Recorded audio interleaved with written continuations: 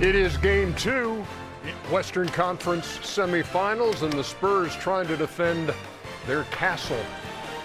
And they're doing so tonight. 59-35 is your halftime score. I caught that, Ernie.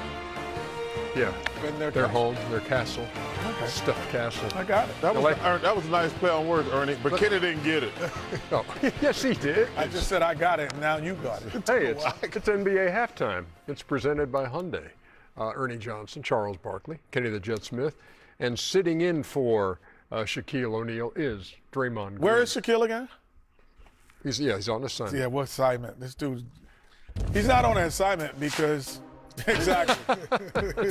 Because if you're on assignment, pretty much all three of us would know what you're doing. You know, when Chuck is out, I'm like, oh, Chuck had to do this. Ernie out, we know what to do. When I was out, you're like, oh, he went to a wedding. Hey, he's not here. Shut the hell up. Can we get to what we're talking When about? Shaq's not here, we should know where he is. What were we talking about? How San Antonio's got a 24-point lead? I want to know Yeah, where he is. I told you tonight to me would be a fair indication of how good San Antonio. I thought the last game they had been out for a while. I thought the same thing I said earlier. The same thing happened to Oklahoma City. They came out a little flat. This is a team Minnesota gonna have to beat 3 more times. Is there anything in that equation that involves we got our split? No, Minnesota? No. This is the team right here. And I told you, to me, the key to the Spurs, I always said, who's going to score? And to me, I found out in the playoffs, it was Fox. Fox played, he's got 14. I know I love Castle. But De'Aaron Fox, to me, is the guy who had to step up. He's got to get them 20 points a night, in my opinion. Then those young kids going to come along. But this is the team defensively, because like I say, they just didn't play good in game 1 and had a shot to win at the buzzer. Minnesota didn't play great. But if you go back and look at that game, like, man, the Spurs played awful. Victor couldn't buy anything. Fox played bad. And they still had a shot at the buzzer to win. But this is a team they're going to have to beat 3 more times. I think we have an epic moment, which is presented by Hyundai, which will give you a snapshot of the first half. And in the first half, Minnesota with 35 points. Wemby, Castle, and Fox combining for 40. It's the lowest scoring half of the season, regular season included, for the Minnesota Timberwolves. Before you start rolling your pictures, I need to know what it's like when Wemby is your guy. How do you defend? Well, number one, I think you try to make him uncomfortable. You press up into him. You have to do your work early because, as we'll see when I do roll my pictures, if he gets position, there's nothing you can do. He's 7'5". He shoots. He has a high release point. He shoots over the top. So you have to do your work early with getting positioning. But another thing is important is your guards defending. If you got guys getting downhill off straight line drives, he's at the rim getting lobs. You can't stop him. So I think he did a great job. He's doing a great job tonight of inserting himself, but now you got to do their work early. Yeah, roll them, boys. Let's see what we got. Oh, are you?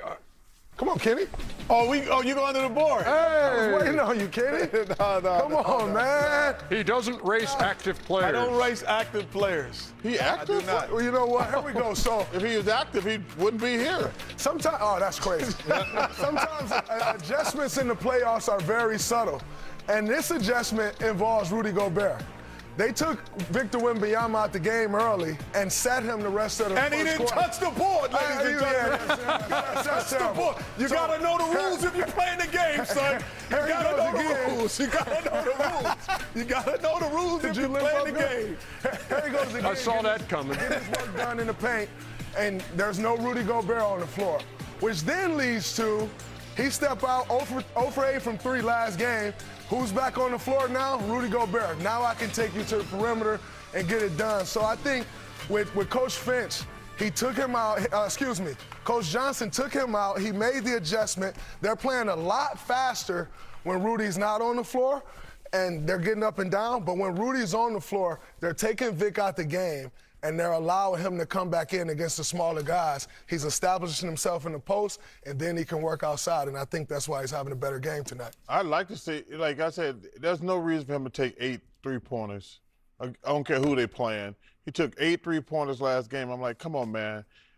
We've had this conversation about Joel.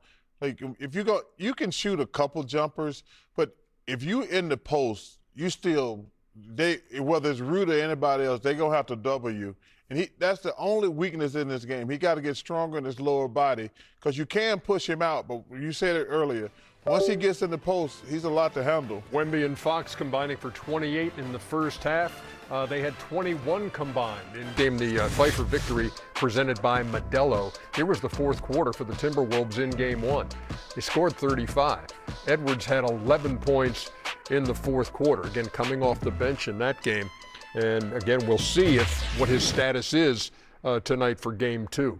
Wemby was otherworldly on the defensive end. George alluded to the fact that he said he thought he spent too much energy on things on defense and on things that really didn't help the team. How did you see his opener? I thought he was otherworldly in the first half defensively. I thought in the second half he looked tired. You got those guys, they're putting the body on him every play. They're putting the body on him offensively. They're attacking him defensively. And although he got the block shots to the point of Terrence Shannon Jr., they're going to keep going at him. And they got athletic guys with Terrence Shannon, Anthony Edwards, Nas Reed, Julius Randle.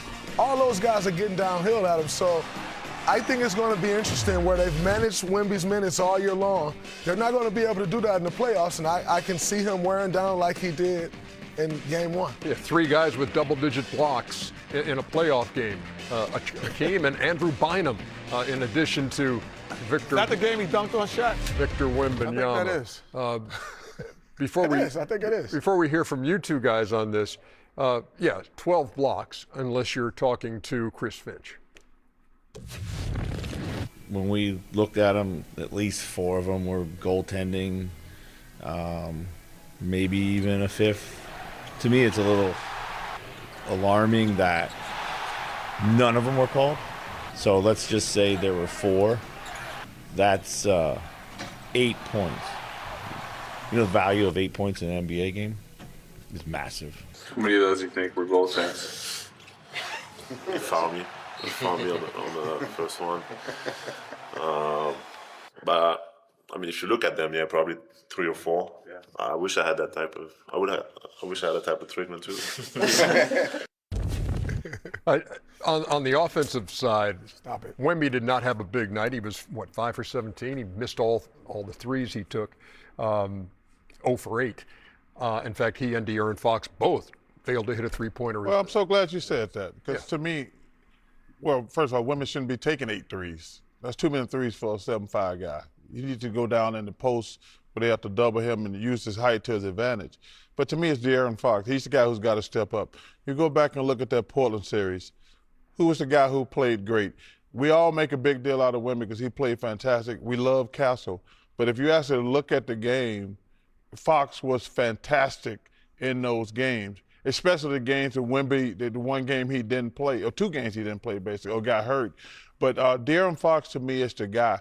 I thought the Spurs just came out flat. They hadn't played a competitive game in a while. I thought the same thing about Oklahoma City last night. I thought they came out flat. But I think they're going to play better because, to me, Minnesota didn't play great, and the Spurs played worse. You know, Anthony admitted, he said, I didn't play that good of a game. So, to me, this is when the series, I'm looking forward to watching tonight. But the one thing that bothers me about the Spurs, why didn't they play, why would you go from playing him X amount of minutes to 40? And because Dre said earlier, there's a lot more mental strain on you in the playoffs. There's a lot more physicality going on. They should have been ramping his minutes up. To go from playing him 30 minutes to 40 minutes, because like I say, let me give Minnesota some credit. If somebody blocked my damn shot 12 times, I'm not sure I'm going to keep going in there. I give them, Coach Finch, I don't know, I have no idea why he's talking about the goaltending. But give Minnesota, you're right, Aaron, that team is tough, they're confident, but man, they don't care. You're going to have to keep blocking it, and I respect the hell out of it. Yeah, Jaden McDaniel says you just got to act like he's not there. And